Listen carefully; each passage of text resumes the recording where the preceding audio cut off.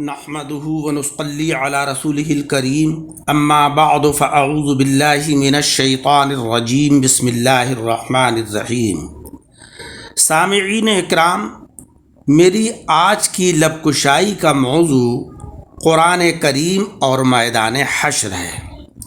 اللہ تبارک و تعالی جناب رسول مکرم صلی اللہ علیہ وسلم سے فرمائے گا کہ ہم نے آپ کو قرآن عظیم عطا کیا تو آپ نے اس کا کیا کیا؟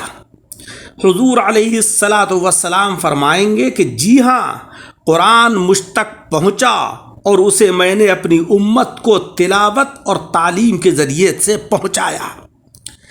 ارشاد باری تبارک و تعالی ہوگا کہ اب یہاں بھی اس کی تلاوت کیجئے تاکہ اقوام عالم کے سامنے قرآنی الفاظ و معانی کی حقیقتیں اپنی اصلی صورت میں ظاہر ہو جائیں اور سب دیکھ لیں کہ قرآن کریم نے کس طرح پورے عالم کا احاطہ کیا ہوا تھا۔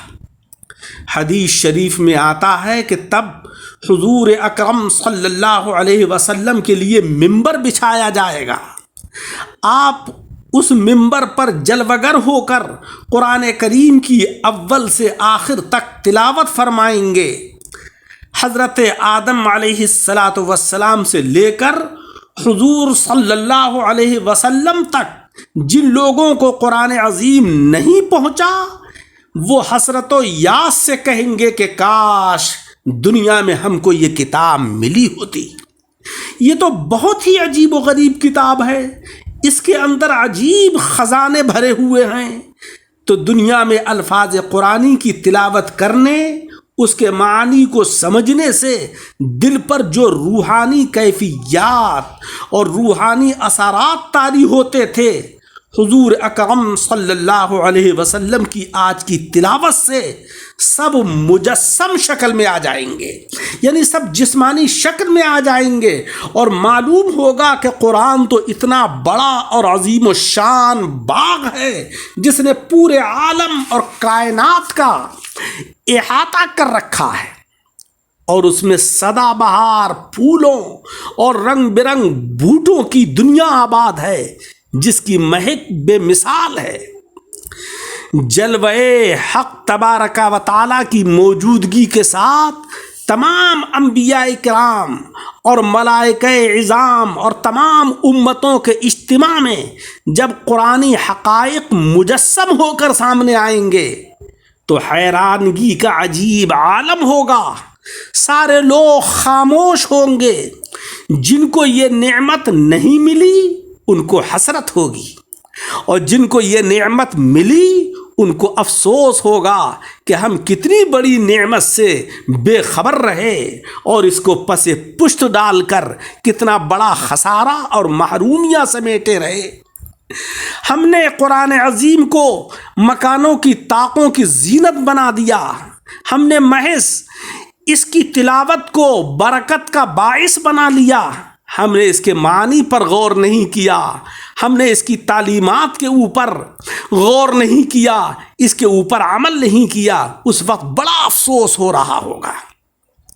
پیارے عزیزوں، تو میں یہ عرض کرنا چاہتا ہوں کہ قرآن عظیم کو بطور ورد پڑھو کہ اس سے بہتر کوئی وظیفہ نہیں ہے، اس کا علم سیکھو کہ اس سے بہتر کوئی علم نہیں ہے، حکمتوں کی تلاش ہو تو اس میں غور و فکر کرو کہ حکمتوں سے بھرا ہوا ہے قرآن عظیم، اس جیسا کوئی اور کلام نہیں ہے۔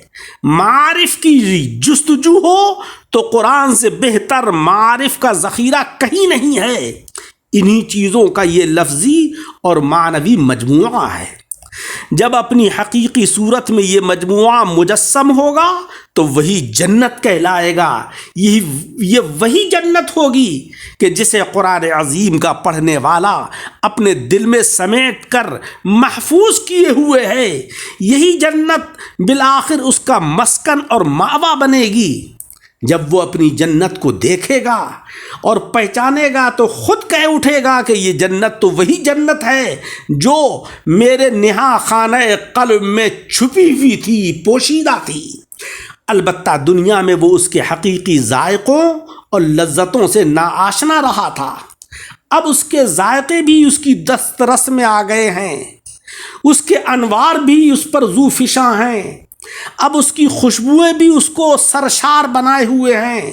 غرض قرآن اور اس کے متعلقات ہر حال اور ہر آن خیر ہی خیر ہیں، دنیا میں بھی خیر، آخرت میں بھی خیر، اس کا پڑھنا بھی خیر، اس کا پڑھانا بھی خیر۔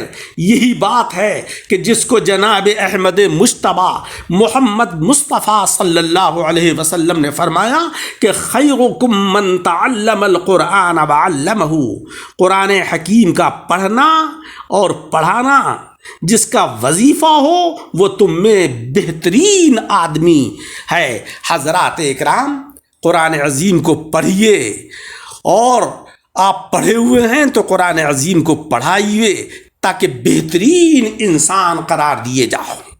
لیکن آج بڑے افسوس کی بات ہے کہ وہ قوم کہ جس کے گھروں سے جب صبح نمودار ہوتی اور فجر کی نماز کے بعد قرآن عظیم کی تلاوت کی آوازیں آتی تھیں، آج وہی قوم صبح 10 بجے تک پڑی سوتی رہتی ہے۔ نہ اس کو اللہ کے فریضے کی ادائیگی کا خیال ہے، نہ اللہ کے کلام کی تلاوت کا کوئی خیال ہے۔ میرے عزیزوں، ان عادتوں کو چھوڑو، اللہ رب العزت کی عبادت و ریاضت کرو، اللہ کے کلام کو پڑھو تاکہ مکانوں میں بھی خیر و برکت ہو اور ہمارا باطن بھی منور اور مجلہ ہو، اور ہماری اللہ تبارک و تعالیٰ کی بارگاہ میں سرخ روئی ہو اور دنیا کے اندر بھی وقار ہو۔ اللہ تعالیٰ عمل کی توفیق عطا فرمائے۔ درس کو سن کر احباب کے ساتھ شیئر کریں، اور ہمارے یوٹیوب چینل دعوت حق درس قرآن کو لائک اور سبسکرائب کریں تاکہ ہر ویڈیو آپ تک پہنچتی رہے۔